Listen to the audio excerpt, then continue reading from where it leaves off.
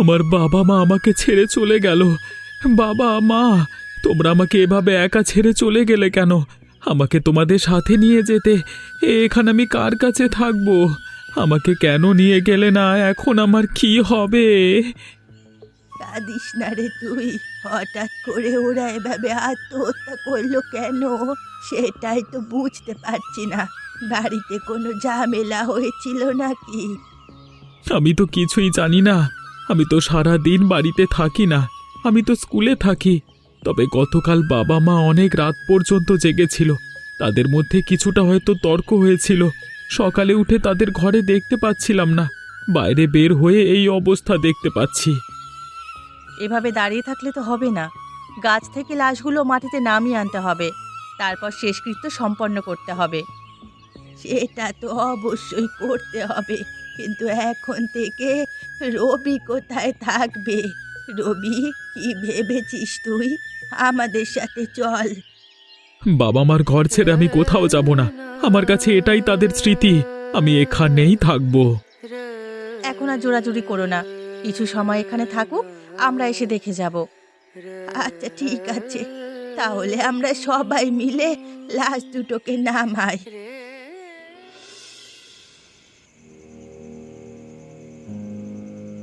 আমাদের তো বড় লোকসান হয়ে গেল। মরবি মর, আমাদের টাকাগুলো দিয়ে মর। এতগুলো টাকা রয়ে গেল ওদের কাছে। আমার কষ্টের টাকা এইভাবে ছেড়ে দেব নাকি? টাকা তো আমি উঠিয়েই ছাড়বো। তুমি এসব নিয়ে কোনো চিন্তা করো না। ইচ্ছে তো আমি আর চিন্তা করছি না, এখন কোনোভাবে টাকাগুলো ওঠাতে পারবো না, সেজন্যই তো চিন্তা করছি। তবে আমাদের লোকসান হয়নি। যে পরিমাণ টাকা আমরা নিয়েছিলাম তার চেয়ে বেশি টাকা উঠিয়ে নিয়েছি। তোমার মাথায় কি কোনো ধরনের বুদ্ধি নেই? টাকা পাই সেটা আবার ছাড়বো কেন? আমার মাথায় বুদ্ধি আছে, সেজন্যই তো বলছি। এখন কোনোভাবেই টাকা ওঠানো যাবে না। রবি বাচ্চা মানুষ, ও তো আর আমাদের টাকা পরিশোধ করতে পারবে না। সেজন্যই তো বললাম লোকসান হয়নি। সুদে যে পরিমাণ টাকা উঠিয়েছি তাতে আমাদের লাভই হয়েছে। আমি ওই রবির থেকেই টাকা উঠিয়ে ছাড়বো। যেটা পারবে না সেটা বলে লাভ নেই। ও বাচ্চা মানুষ, টাকা দিতে পারবে না। ওর বাবা মা মারা গেছে টাকার জন্য। সেটা যদি গ্রামবাসী জানতো, আমাদের এসে কথা শোনাতো। গ্রামবাসী এখন আর বলে কিছুই করতে পারবে না। আমরা টাকা পাবো সেটা অবশ্যই চাইবো। গ্রামবাসী আমাদের পক্ষেই থাকবে। কি দিয়ে কি করতে হবে সেটা আমি ভেবে রেখেছি। সেসব নিয়ে তুমি চিন্তা করো না। এমন কিছু করো না যে গ্রামবাসী উল্টা আমাদেরই নাস্তানুবোধ করে। বললাম তো তোমাকে এসব নিয়ে ভাবতে হবে না। আমি কি করব না করব সেটা তুমি কালকেই দেখতে পাবে। আচ্ছা ঠিক আছে, তোমার মাথায় যদি ভালো কোনো বুদ্ধি থাকে তাহলে আমার সমস্যা নেই।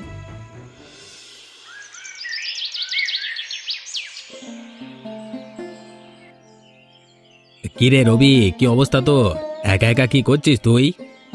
আরে বিমল কাকা, বনলতা কাকিমা, এসো এসো বসো। কিন্তু তোমাদের যে কিছু খেতে দেব তেমন তো কিছুই নাই, শুধু বসতেই বলতে পারি। আমাদের কিছু খেতে দিতে হবে না। আমরা তোর সাথে একটু গুরুত্বপূর্ণ কথা বলবার জন্য এসেছি। আমার সাথে গুরুত্বপূর্ণ কথা? আচ্ছা ঠিক আছে, বলো কি কথা বলতে চাচ্ছ। সমস্যা নেই, আমি শুনছি। তোর বাবা মা যখন বেঁচে ছিল তখন আমার কাছ থেকে টাকা নিয়েছে। সেই টাকা এখনো শোধ করেনি। সে টাকাগুলো তো এখন আমরা চাই। অল্প টাকা হলে আমরা নিতাম না। এতগুলো টাকা আমি কোনোভাবেই ছেড়ে দিতে পারবো না। আর বিশাল বড় লোকসান হয়ে যাচ্ছে। যেভাবেই পারি টাকাগুলো গুছিয়ে আমাকে দিয়ে দে। আমার জানা মতে বাবা মা তোমাদের কাছ থেকে যে টাকা এনেছিল সেটা তো পরিশোধ করা হয়ে গেছে। তারপরও কি তোমরা টাকা পাও? এটা তুই কেমন কথা বলছিস? আমরা যদি টাকা না পাই, তা কেউ যদি তোর বাবা মায়ের কাছ থেকে টাকা না পায়, শুধু শুধু তো তোর বাবা মাকে তোর বাবা মা আত্মহত্যা করতো না। টাকার জন্যই তো আত্মহত্যা করেছে, মানুষের টাকা দিতে না পারার জন্য। টাকার জন্য বাবা মা আত্মহত্যা করেছে, সেখানে আমি টাকা কিভাবে দেব বলো তো? অত কিছু আমি শুনতে চাই না। আমরা টাকা দিয়েছি, সে টাকা এখন আমাদের দরকার পড়েছে। সে টাকা আমাদের ফিরিয়ে দিতে হবে, না হলে কিন্তু ভালো হবে না বলে দিচ্ছি। আমি নিজেই কিভাবে কি করব, কিভাবে চলবো সেটাই তো ভেবে পাচ্ছি না।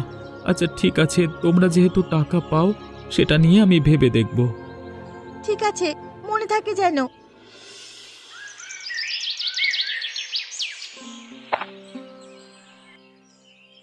কিরে রবি, তোকে তো বলেছিলাম আমাদের বাড়িতে খাওয়ার জন্য।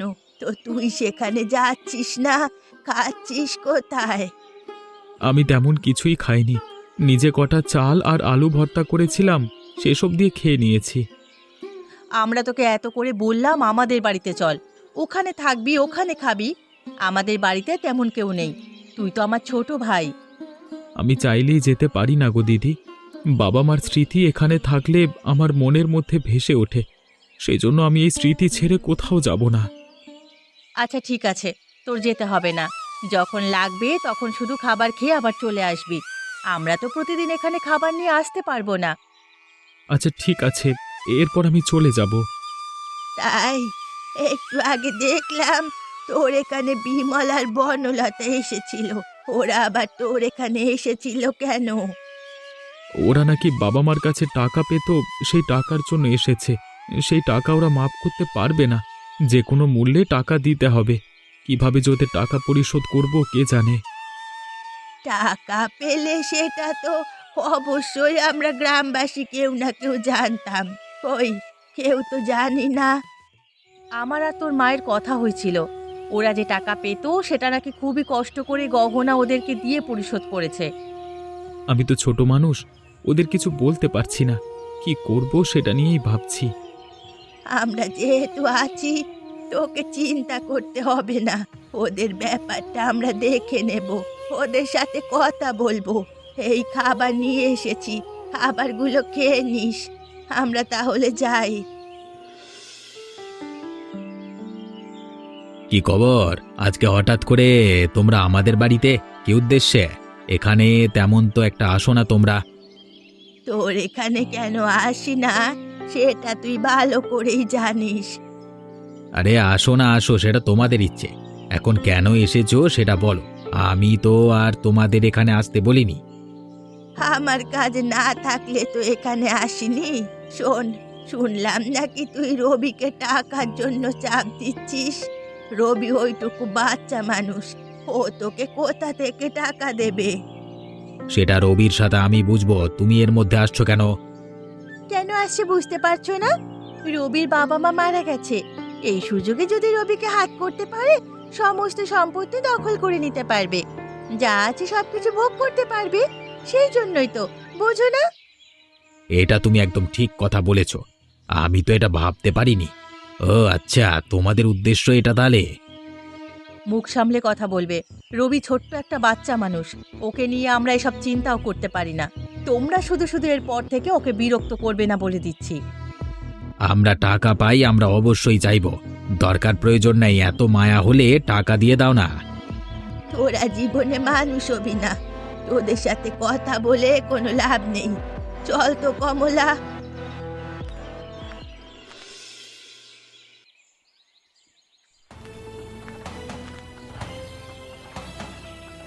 কিরে রবি, তোকে যে ওই দিন বলে গেলাম, সময় দিয়ে গেলাম, তুই তো কিছুই বলিস না, কিছুই করিস না। এভাবে কিন্তু আমি আর মেনে নেব না। আমি বাচ্চা মানুষ, এখনো তো কিছু করতে পারিনি। তোমাদের তো বলেছি কোনোভাবে আমি যদি কিছু একটা করতে পারি তাহলে তোমাদের সমস্ত টাকা আমি পরিশোধ করে দেব। এতদিন যেহেতু করতে পারিসনি তুই, মানে আর কখনো করতে পারবি বলে মনে হয় না। হ্যাঁ, আমি তো আর সারা জীবন এভাবে বসে থাকবো না, কিছু না কিছু একটা করে নিজের তো অবশ্যই চলতে হবে। তোমরা কেমন মানুষ সেটাই তো বুঝতে পারছি না। তোমাদের টাকার জন্য বাবা মা আত্মহত্যা করলো, এখন কি চাচ্ছ আমি মরে যাই? এসব ঢঙের কথা আমাদের সাথে বলবি না। তুই মরবি কি না বাঁচবি সেসব নিয়ে আমাদের কোনো সমস্যা নেই, আমাদের টাকা আমরা পেয়ে গেলেই হলো। তোমাদের কাছে টাকাই সবকিছু, তাই না? তুই যদি আমাদের কাছে টাকা পেতিস তাহলে বুঝতিস টাকা নিয়ে কারো কোনো পীড়িত নেই। আমি তো বলছি না যে আমার সাথে পীড়িত করতে, আমি বলছি আমাকে কিছুটা সময় দাও, কম হলেও 1 বছর সময় দাও। তোকে অনেক সময় দিয়েছি, আর কোনো ধরনের সময় দিতে পারবো না। এখন থেকে এই বাড়িঘর আমার, আমি বাড়িঘর দখল করে নিলাম, এখান থেকে বেরিয়ে যা। এটা তোমরা কেমন কথা বলছো? কোনোভাবেই আমি এখান থেকে বের হব না।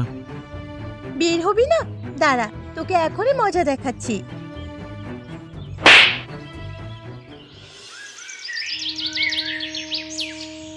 কি হয়েছে রবি, তুই এভাবে কাঁদছিস কেন? কি হয়েছে বল আমাকে। কিরে রবি, তোর এই অবস্থা কেন? কি হয়েছে আমাদের বল? তুই এভাবে কাঁদছিস কেন? বল কি হয়েছে বল। ওরা আমাকে বাড়ি থেকে বের করে দিয়েছে ঘাড় ধাক্কা দিয়ে। আমার বাবা মার শেষ স্মৃতিটুকু আমাকে বঞ্চিত করে দিল। ওরা মানুষ না জানোয়ার, সেটা নিয়েই তো আমার সন্দেহ হচ্ছে। এইভাবে আর বসে থাকলে হবে না। চলো মা, এখনই এর প্রতিবাদ করা দরকার। দেখে তো মনে হচ্ছে ওরা তোকে মেরেছে। কি মেরেছে নাকি বল না। আমাকে মারেনি। আমি যখন প্রতিবাদ করেছি আমাকে ধাক্কা মেরেছে। আমি পড়ে গেছিলাম। তারপর আমি তোমাদের এখানে চলে এসেছি। তোমাদের ওদের সাথে ঝামেলা করতে যাওয়ার দরকার নেই। যদি কখনো পারি এর প্রতি উত্তর দেব। আমি শুধু এটাই চিন্তা করছি, এটুকু একটা বাচ্চা ছেলের সাথে ওরা কিভাবে এমন খারাপ ব্যবহার করতে পারে। টাকার জন্য ওরা এত নিচে নেমে গেল। ওদের কথা আর বলিস না। আমার তো মনে হয় ওরা টাকাই পাবে না। যেই মাত্র শুনলো রবির বাবা মা মারা গেছে, অমনি টাকা চাইতে চলে আসলো। বুড়িমা, এখন তো আমার আর কোথাও যাবার জায়গা নেই। তোমাদের এখানেই আমি থাকবো। রাখবে তো? এটা আবার কেমন কথা বলছিস রে রবি? আমরা তো আগে থেকেই তোকে রাখতে চাইছি, তুই তো থাকছিলি না। চল ঘরে চল, এখন আমি তোকে খাবার দেই।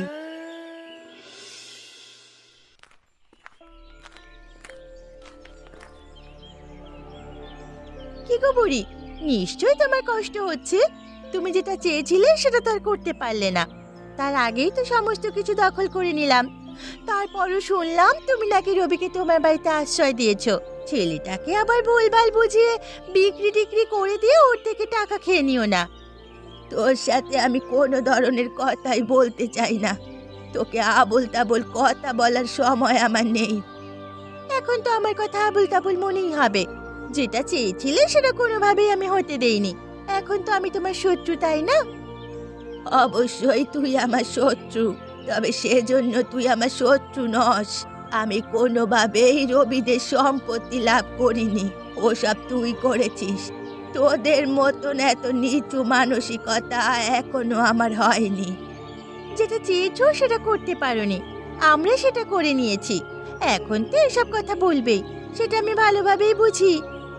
তোর বোঝাবুঝি নিয়ে তুই থাক, সেজন্যই তো আমি তোর সাথে কথা বলছি না। তোর মতো খারাপ মানুষের সাথে কথা বলে আমার ইজ্জত নষ্ট করতে চাই না। তোমরা কতটা ভালো মানুষ সেটা আমার ভালোভাবেই জানা আছে।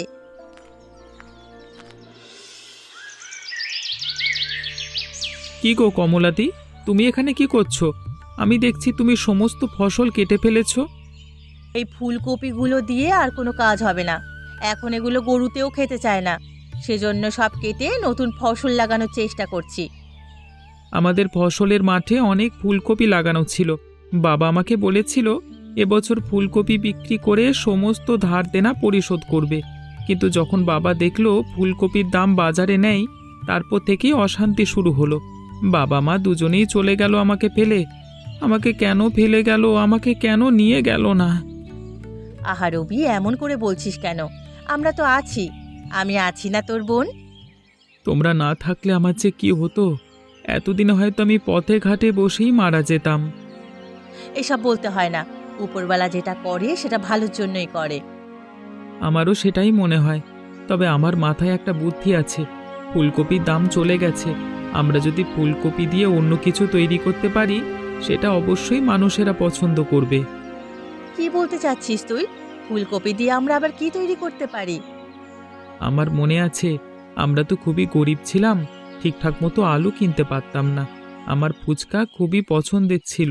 মা তখন আমাকে ফুলকপি দিয়ে ফুচকা বানিয়ে খাওয়াতো। সেটা ভারী মজার হতো। তেমনটা যদি করা যেত, নিশ্চয়ই গ্রামবাসী পছন্দ করত। কথাটা তুই খারাপ বলিসনি, তবে পারবি তো? চেষ্টা করে তো দেখাই যায়। ফুলকপিগুলো তুমি আর নষ্ট করো না।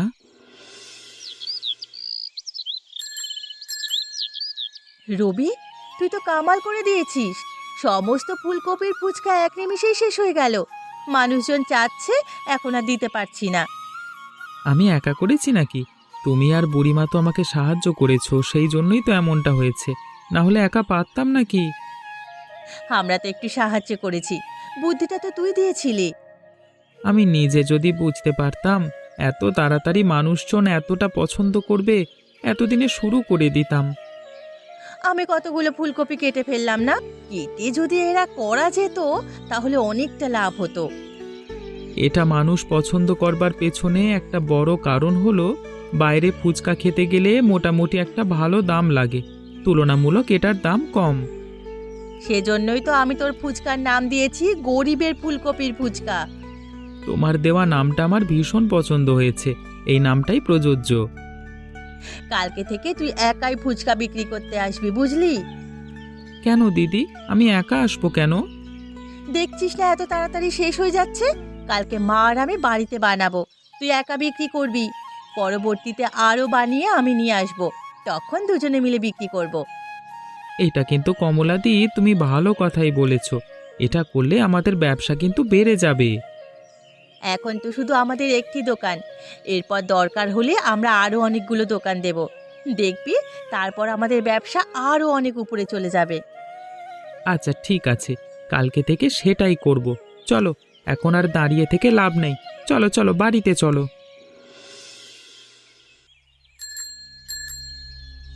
দেখেছো, রবি নাকি শুনলাম এখানে ফুলকপির ফুচকা বিক্রি করছে। এসে তো দেখছি সত্যি সত্যিই করছে, লোকজন তো কিনেও খাচ্ছে। আরে এসব ফুলকপির ফুচকা আমাদের জন্য নয়, গরিব লোকেদের জন্য। এসব হচ্ছে গরিব লোকেদের ফুলকপির ফুচকা।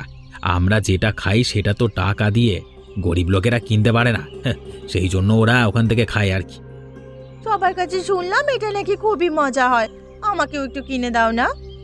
তুমি যে কি বলছো, গরিবদের এই ফুচকা আমরা কিনে খাবো? এটা তোমরা ঠিকই বলেছ, সবাই কিন্তু আর এটা কিনে খেতে পারে না, সবার নেই সেই সামর্থ্য। তুই কি বলতে যাচ্ছিস? তোর কথার মধ্যে কিন্তু একটা ঝামেলা আছে আমি দেখতে পাচ্ছি। সামর্থ্য নাই মানে কি বোঝাতে চাচ্ছিস? হ্যাঁ, আমরা কি তোদের মতো ছোট লোক নাকি রে?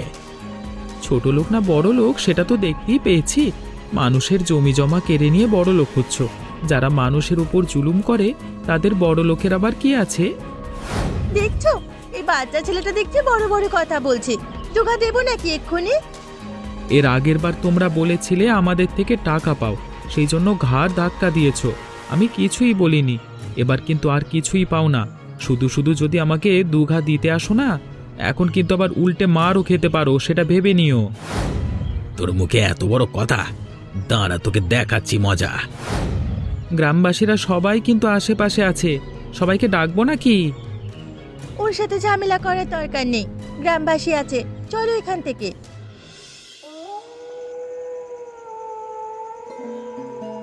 দেখেছো মা, রবির জন্য আমাদের দিনটা ফিরলো। আমাদের তো অনেক ঝামেলা ছিল, এখন সব কিছু মিটে গেছে। রবি আছে বিদায় এখনো আমরা ঠিকঠাক ভাবে আছি, নিজেদের কাছে কিছু সঞ্চয় আছে। তোমরা যে কি বলো না, তোমরা তো আমার সাথে সব কিছু করেছো, তারপরেও বলো আমি করেছি। তোমরা যদি আমাকে এখানে থাকবার জন্য জায়গা না দিতে, এত ভালো না বাসতে, আমি এত দূর কখনো যেতে পারতাম না। আমরা এখানে বাড়িয়ে বাড়িয়ে কিচ্ছু বলছি না, তুই যেটা করেছিস সেটা খুবই অসাধারণ হয়েছে। গ্রামবাসী সবাই যে এটা এত পছন্দ করেছে সেটাই আমি ভাবছি। সাধারণত আমরা যেটা করি মানুষ অনেক সময় দেখা যায় সেটা পছন্দ করে না, সেজন্য যদি আমরা আলাদা কিছু সৃজনশীল জিনিস তৈরি করতে পারি, সেটা মানুষ অবশ্যই পছন্দ করবে। এটা তুই একদম ঠিক কথাই বলেছিস। রবি, একটা দোকান দিয়ে আমরা শুরু করেছিলাম, এখন বাজারে অনেকগুলো দোকান আছে, আশেপাশে গ্রামেও আমাদের দোকান। আমার কাছে যদি টাকা থাকতো এখন, তাহলে আমি ওদের মুখে ছুঁড়ে দিয়ে বাড়িটা আমি ছাড়িয়ে নিতাম, আমার বাবা মায়ের স্মৃতি। এটা আবার কি কথা বলছিস রে রবি? তোর সমস্ত টাকা কি আমরা খেয়ে নিয়েছি নাকি? আমি তেমনটা বলিনি বুড়িমা, বাবা মা থাকলে এখন নিশ্চয়ই খুশি হতো। থাক, সেসব কথা বাদ দাও, ভাত দাও তো, ক্ষুধা পেয়েছে। আরে দেখো দেখো কারা এসেছে, গরিবরা আমাদের বাড়িতে এসেছে। নিশ্চয়ই সাহায্য চাইতে এসেছে। আমরা কোনো সাহায্য করতে পারবো না, আগেই বলে দাও, আগে এদেরকে দূর করো। আমরা এখানে সাহায্য চাইতে আসিনি, আমরা এখানে সাহায্য করতে এসেছি। তোমাদের কোনো সাহায্য লাগলে বলো, আমরা করছি। কিরে, ছোট ছেলেটা দেখছি আবার বড় বড় কথা বলছে, আজকে কিন্তু তোকে মেরেই ফেলবো। ওর গায়ে একবার শুধুমাত্র হাত দিয়ে দেখাও, তারপর তোমার হাতগুলো কিভাবে মোচড়ে ভেঙে দিই সেটা দেখো। কি হয়েছে? তোমরা আমার বাড়ির উপরে সেভাবে ন্যাকামি করছো কেন? আমার বাবা মা তোমাদের থেকে যে টাকা নিয়েছিল তার চেয়ে অনেক বেশি টাকা এখানে আছে। ভালো করে গুনে নাও। তোমাদের বাড়িও যদি বিক্রি করতে চাও সেটাও বিক্রি করে দিতে পারো, আমি কিনে নেব। তোরা এতগুলো টাকা কোত্থেকে পেলি? চুরি করেছিস নাকি? সবাই কি তোরা নিজেদের মতো চোর মনে করিস নাকি? তোরা যেরকম খারাপ, চুরি করে মানুষ ঠকিয়ে বড়লোক হয়েছিস, সবাইকেই সেটা মনে করিস। এদের সাথে কথা বাড়িয়ে লাভ নেই। আমাদের টাকা লাগবে, টাকাগুলো নিয়ে নাও। আর কোনোদিন যদি আমার বাড়ির উপর নজর দাও তাহলে চোখ উপড়ে দেব, এই বলে গেলাম। আমাকে যে ধাক্কা দিয়েছিল এটা কিন্তু পাওনা রইল। এমনই মজার মজার গল্প দেখতে চাইলে আমাদের চ্যানেলটিকে সাবস্ক্রাইব করতে ভুলবেন না।